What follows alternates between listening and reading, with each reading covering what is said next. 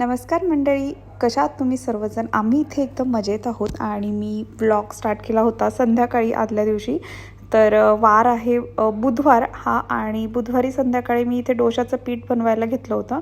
तर इथे मी मट्टा राईस असतो तर तो राईस घेतला होता 3 वाट्या. 1 वाटी मुगाची डाळ होती छिलकावाली, आणि अर्धी वाटी हे चणे आहेत, पांढरे चणे. याने काय होतं की डोसा छान क्रिस्पी होतो. आणि इथे 1 वाटी मी उडदाची डाळ घेतली होती. आणि जेवढं तुम्ही जास्त डाळी टाकाल ना डोशामध्ये, तेवढा तुमचा डोसा हा प्रोटीन रिच होतो. राईस कमीत कमी टाकण्याचा प्रयत्न करायचा, परंतु राईस नसेल तर डोसाही छान होत नाही, मग ते धिरडं तयार होतं. तर अशा प्रकारे हे मी मिक्स करून घेतलं आणि हे मला छान वॉश करून घ्यायचं होतं. परंतु याच्यामध्ये मेथीदाणे टाकायचे राहिले होते, सो मी त्यानंतर माझ्या लक्षात आल्यावरती मी मेथीचे दाणेही घातले त्यामध्ये आणि छान धुवून घ्यायचे. 1 चमचा मेथीचे दाणे घालू शकता अंदाजे, कारण तुम्ही जेवढे जास्त घालाल यात लक्षात चव समजत नाही आपल्याला. आणि मेथीचे दाणे असतात ते खूप हेल्दी असतात शरीरासाठी, त्यामुळे मग तुम्ही जास्तही घालू शकता, 1-2 चमचे घालू शकता, कारण टेस्ट समजत नाही डोशाच्या पिठामध्ये मेथीच्या दाण्याची. सो इथे मी 3-4 वेळा छान वॉश करून घेतलं होतं. हे सगळे सीड्स वगैरे आहेत ते लेंटिल्स पण, म्हणजे आपलं जे हे मिक्सचर आहे ते छान वॉश करायचं जोपर्यंत त्याचं खराब पाणी निघतं तोपर्यंत.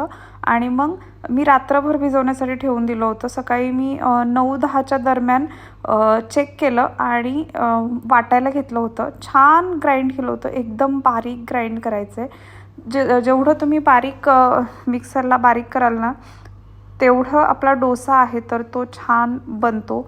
आणि इडलीही छान बनते. परंतु जेव्हा तुम्ही फर्मंट होतं आपलं जे पीठ आहे, तर तुम्ही 1-2दाच इडली बनवू शकता एक दिवस. दुसऱ्या दिवशी ते पिठाची इडली नाही बनत, मग त्याची तुम्हाला डोसाच बनवावा लागतो. तर इथे मी छान बारीक करून घेतलं आहे, तुम्हाला दिसतच असेल.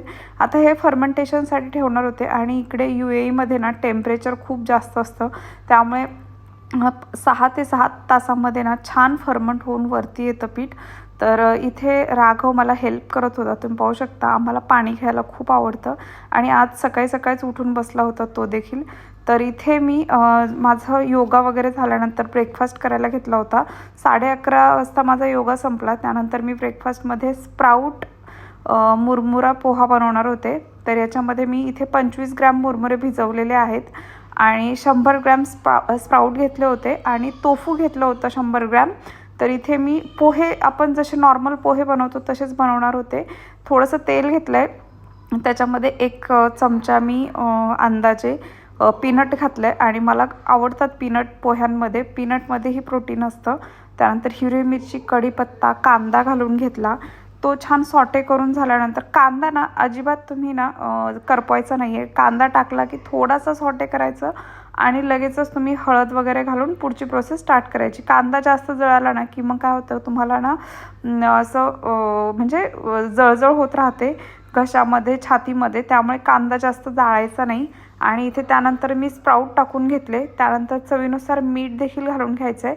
त्यानंतर मी थोडं वेळ झाकून ठेवलं होतं, जेणेकरून स्प्राऊट छान कुक होतील. कारण मला थायरॉईड असल्यामुळे मी नॉर्मली म्हणजे कच्चं जे असतात ते आयटम जास्त खात नाही. मी शिजवूनच खाते प्रॉपर. सो इथे मी 10 मिनटं छान बारीक गॅसवरती स्प्राऊटला म्हणजे स्टीम देऊन घेतली. त्यानंतर त्याच्यामध्ये मी तोफू घातलं होतं.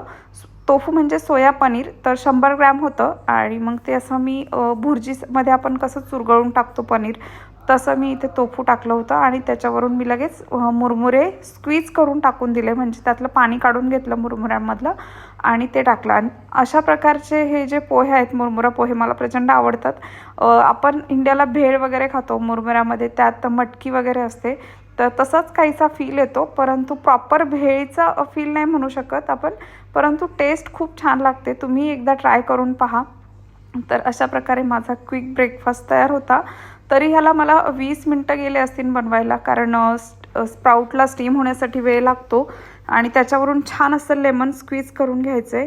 तर तुम्ही वजन कमी करत असाल तर तुम्ही हा ब्रेकफास्ट खाऊ शकता, आणि त्यामुळे काय होईल की तुम्हाला लवकर भूक लागणार नाही. आणि इथे मी हे माझे ड्रायफ्रूट्स आणि थोडेसे चिप्स घेतले होते त्यानंतर स्नॅक म्हणून. ब्रेकफास्ट झाल्यानंतर ऑलमोस्ट 1-2 तासाने मला भूक लागली होती, त्यामध्ये मी हे घेतले होते आणि इथे तुम्ही पाहू शकता दुपारचे 2 वाजलेले आहेत आणि आपलं हे जे पीठ आहे डोशाचं तर अशा प्रकारे फर्मंट झालं आहे. तर मी अजून ठेवणार होते संध्याकाळपर्यंत फर्मंट होण्यासाठी. तर तुम्हाला मी संध्याकाळी किती फर्मंट झालं आहे तर ते दाखवेल. आणि त्यानंतर एक 4 वाजता मी चहा घेतला होता. त्यानंतर मला बरीचशी कामं आवरायची होती. सकाळची कामं नॉर्मली झाली होती माझी, परंतु दिवसभर थोडी भांडी वगैरे चालूच असतं. राघवने जो पसारा केलेला असतो तोही आवरायचा असतो. इथे शेपू मी वॉश करून ठेवली होती. संध्याकाळच्या जेवणामध्ये शेपू बनवायची होती. नमस्कार मंडळी, तर आम्ही निघालो सिटी सेंटरला. इथे सिटी सेंटर जवळ आहे. तर सिटी सेंटरमध्ये आम्ही कॅरी फोनला जाणार आहे आणि राघूची मिल्क पावडर संपली आहे तर ती घेऊन यायची मला. आणि एकदम म्हणजे आजच्या पुरतीच आहे. सो त्यामुळे तर आता तिथे फक्त पावडरच घेणार आहे. अजून काही घेतलं तर तुमच्यासोबत मी शेअर करेन. आणि सध्या इकडे महागाई एवढी वाढली आहे ना, म्हणजे प्रत्येक वस्तू आहे तर तिची जी म्हणजे किंमत आहे तर ती वाढलेलीच आहे. सो आता एवढी म्हणजे भाज्या जर घ्यायला गेलं तर असं वाटतं घेऊ का नको, एवढ्या महाग झाल्या. आणि तुम्हाला एक दाखवेल मी एखाद दिवशी जर पुन्हा सुपर मार्केटमध्ये गेले तर तिकडचे रेट्स वगैरे कसे आहेत भाज्यांचे. मी तर जेवढ्या लागतात तेवढंच आणते, त्यामुळे जास्त एक्स्ट्रा ठेवत नाही. खराब वगैरे होण्यापेक्षा थोडंसं जेव्हा पाहिजे तेव्हा घेऊन येते. कुठे जायचं? दीदी कुठे गेली? ना चला, की देतो का मला? की दे, हळू पळू नको.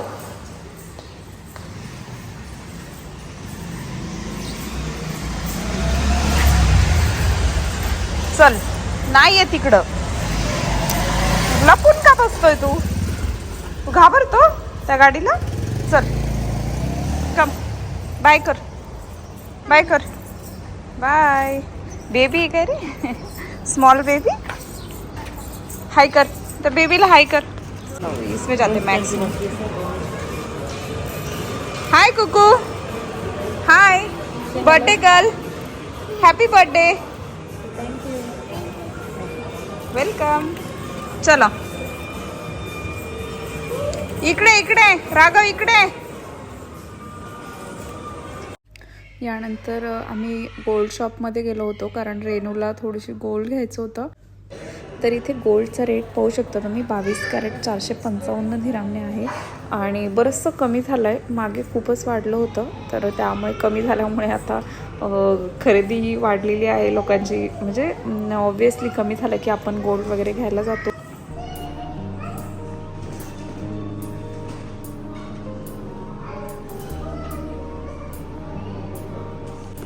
आणि यानंतर आम्ही घरी आलो होतो तर मी फक्त पावडरचा डब्बा आणला होता, बाकी काही जास्त खरेदी केली नाही. त्यानंतर आल्यावरती लगेच स्वयंपाकाला लागले होते कारण 6:30 वाजले होते. तर इथे लसूण, हिरवी मिरची आणि जिरी मिक्सरला बारीक करून घेतली. इथे मी एका कुकरमध्ये राईस लावला होता, एकामध्ये डाळ लावली होती आणि इथे अशा प्रकारे बारीक करून घेतली होती हिरवी मिरची, लसूण. तर इथे मी शेपू छान बारीक म्हणजे चिरून घेणार होते कारण मला शेपूची भाजी करायची होती तोंडी लावण्यासाठी. आणि जास्त काय आम्ही संध्याकाळच्या जेवणामध्ये फक्त डाळ भात आणि एखादी हिरवी भाजी किंवा कोणतीही हेल्दी अशी भाजी तीच खातो ज्याच्यामध्ये प्रोटीनही असेल.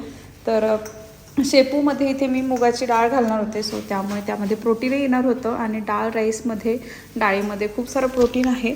राईसमध्ये कार्ब्स आहेत परंतु आम्ही राईस लिमिटेड खातो. गाऊला मी तिला पाहिजे तेवढा देते, म्हणजे तिचं मला माहिती झालं अंदाज तिला किती लागतो. राघवलाही देते, परंतु माझे मिस्टर आणि मी आम्ही दोघे ना एकदम लिमिटेड राईस खातो, जास्त खात नाही. सो जेणेकरून काय होतं की रात्रीच्या वेळी जास्त कार्ब्स खावे नाही, म्हणजे कमी खावेत, जास्त नाही खावेत. प्रोटीन तुम्हाला दिवसभरासाठी जेवढं लागतं आहे तेवढं घेतलंच पाहिजे. त्यामुळे काय होतं की तुमचं मसल आहे तर ते व्यवस्थित म्हणजे स्ट्रॉंग राहतात. वजनही मापामध्ये राहतं, वाढत नाही वजन. आणि तुम्हाला खूप म्हणजे असं वजन वगैरे कमी करायचं असेल तर शक्यतो तुम्ही ना मोजूनच खात जावा. ज्याने काय होतं की तुम्हाला जेवढं शरीरासाठी तुमच्या गरजेचं आहे तेवढं खाल्लं तर तुमचं वजनही कमी होतं, तुम्हाला तुमची एनर्जी लेवलही टिकून राहते. आणि रोजच्या रोज 1 तास तरी तुम्ही एक्सरसाइज करा, योगा करा, सूर्यनमस्कार करा त्याच्यामध्ये. म्हणजे तुम्ही असं 1 तास ठरवून ठेवा की यामध्ये मला एक्सरसाइज करायची, काहीतरी वर्कआउट करायचं आहे, वॉकला वगैरे जायचं आहे. असं ठरवून रोज 1 तास तुम्ही आठवड्यातनं 5 दिवस 6 दिवस करा. आणि इथे मी या डाळी मिक्स करून ठेवते. मला मिक्स डाळीची जी डाळ आहे तर ती आवडते.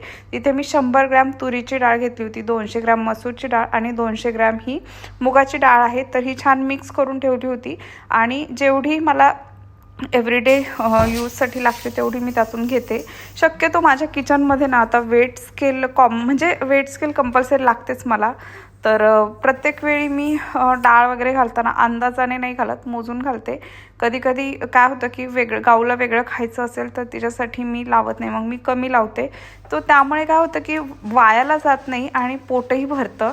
तर इथे हे डोशाचं पीठ मी आत्ता म्हणजे एअरटाईट कंटेनरमध्ये ठेवणार होते. तुम्ही पाहू शकता केवढं फर्मंट झालं होतं ते डोशाचं पीठ. आणि एअरटाईट कंटेनरमध्ये ठेवलं ना की ते आठवडाभर खूप छान राहतं. त्या वास येत नाही, आंबट वगैरे होत नाही. आणि याच्यामध्ये ना मीठ घालून नाही ठेवायचं आहे. मीठ जर घालाल तुम्ही तर ते अजून फर्मंट होत राहतं फ्रीजमध्ये देखील. सो जेवढं तुम्हाला पाहिजे तेवढं त्यातनं काढायचं आणि त्यातच मीठ घालायचं, त्याचेच डोसे बनवायचे. 1-2 डोशाचं पीठ राहिलं मीठ घातलेलं तर हरकत नाही, कारण आपण 1-2 दिवसा बनवतोच त्याचे. परंतु तुम्ही आठवडाभरासाठी ठेवताय तर त्यामध्ये मीठ घालून ठेवू नका. तर अशा प्रकारे हे जे पीठ आहे तर मी एअरटाईट कंटेनरमध्ये फ्रीजमध्ये ठेवून देणार होते. आणि खूप छान राहतं आठवडाभर. तुम्ही वजन कमी करताय तर तुम्ही अशा प्रकारचं डोशाचं पीठ बनवून ठेवू शकता.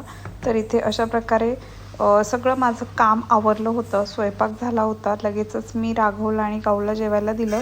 इथे शेपूची भाजी होती आणि शेपूच्या भाजीमध्ये तुम्ही शेंगदाण्याचा कूटही घालू शकता, मी नव्हता घातला. तर इथे डाळ आपली रेडी होती, याच्यामध्ये मी ड्रमस्टिक टाकलं होतं.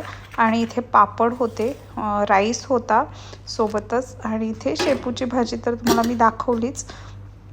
तर इथे माझं किचनही क्लीन झालं होतं. तर आजचा ब्लॉग मी इथेच संपवते. तुम्हाला जर आजचा ब्लॉग आवडला असेल तर माझ्या चॅनलला सबस्क्राईब करायला विसरू नका. भेटूयात नेक्स्ट ब्लॉगमध्ये. तोपर्यंत बाय.